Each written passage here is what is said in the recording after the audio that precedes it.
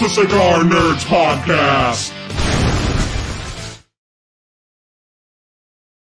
And how's it going tonight? The title of this video is My Last Cigar. Dun dun dun. The Cohiba Spectre.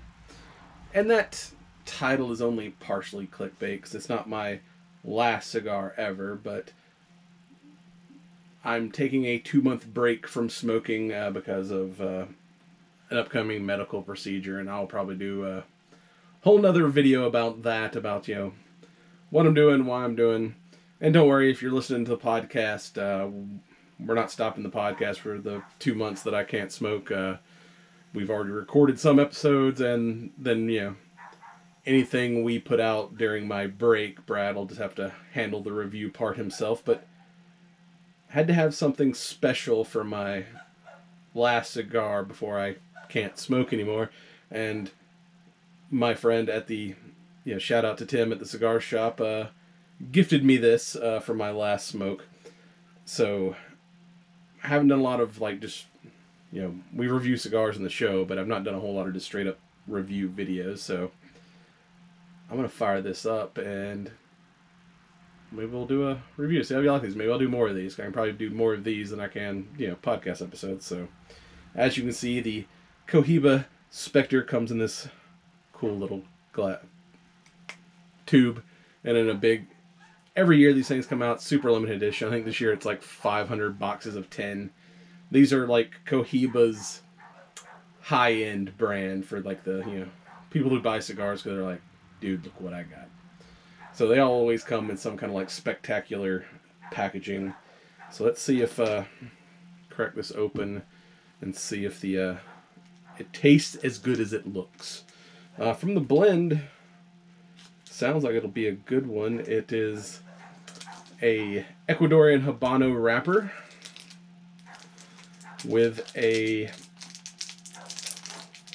6-month aged Ecuadorian Habano with a Connecticut broadleaf binder, and fillers are specialty tobaccos with some Dominican Piloto Cubano from 2014, aged in Trecios, and also tobacco from Nicaragua's Jalapa region, harvested in 2017 and aged in Spanish sherry barrels. So a lot of fancy has gone into this. So fire this up. Kind of cut back and forth with you here as I go through and give you my thoughts on this thing. Time for the old cut and light.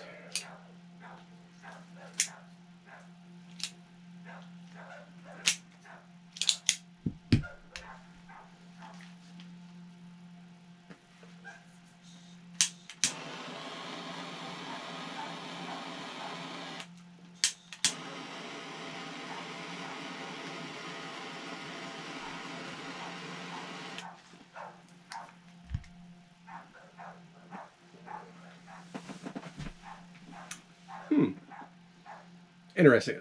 First, maybe it's that aging in cherry barrels, but it's got a sweetness to it that I didn't expect. You know, with that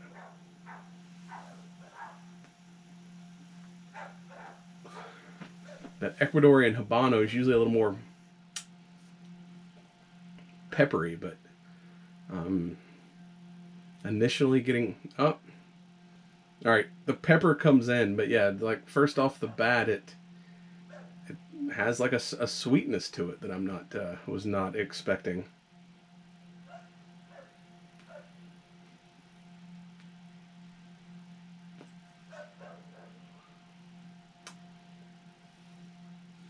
So far, I'm happy with it. Like I said, good. Like I said, it's got that nice Habano pepper, but yeah, that sherry cast kind of comes through with just a.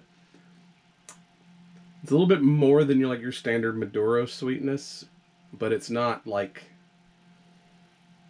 an overpowering sweetness like you'd get with like some kind of like flavored cigar. It's kind of like a little sweet and spicy blend. I'm enjoying it. Smoke it down a little bit and kind of give you my thoughts as we go.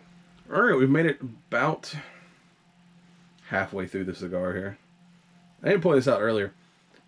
The band is looks like carbon fiber on gold, which is pretty fucking cool. The sweetness is kind of tapered off, and it's kind of got like a, I don't know, a dry, nutty earthiness to it at this point. Cohibas, to me, aren't typically strong, and I'm really a strong cigar smoker. But it makes up for kind of a medium strength with a lot of flavor. And it starts off with that sweetness and then kind of transitions into like a pepperiness and like a dry, almost like champagne. It's like dry, like earthy pepperiness here in the middle. Another thing about these Cohiba Spectres, since like I said, it's a high-end cigar, there's only 2 guys that roll this. They're like, one bunches, one rolls, so like they're, I guess, a consistency across the small group. There's like really, we talk about cigars are touched by 1,000 hands before they reach yours. Well, this one, other than the people farming the tobacco, the people who actually make the cigar, it's just 2 guys, which is kind of adds to the rarity of it. I'm enjoying it so far. Like I said, the sweetness is tapered off, and now we're getting more of a white peppery. It's not like a spicy, but just a peppery. And like bold flavors. Like I say, it's not strong, but it's very tasty. It's almost be like a good rum cigar. Kind of pair with that sweetness. Oh, all right. I'll get back to smoking, and we'll check in here in a bit. All right. Here we are at the end. My last smoke for the next 2 months. It's very like drying. Like I said, it's like a champagne, like a dry alcohol. Some of that sweetness returned, but like very faint. But the pepper kind of hit has remained throughout. Yeah, it's a damn good cigar. I mean, I've tried other similarly priced cigars and was disappointed. Whereas, I don't know, I always thought these fancy Cohibas was just like a status thing. Like, hey, I can afford to buy a Cohiba Spectre. But if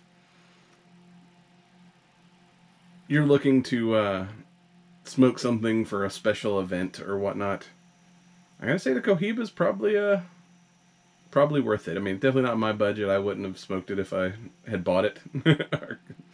But if I had that kind of money, I'd probably buy, a lot more cigars instead of just one cigar. But I'm gonna say for a special event cigar, I gotta recommend it. Now I've had something this good for my last cigar, like my return cigar. I gotta find something else really good to smoke. So probably start with something light since I'm taking a 2-month break. So we'll see what I get to when I return.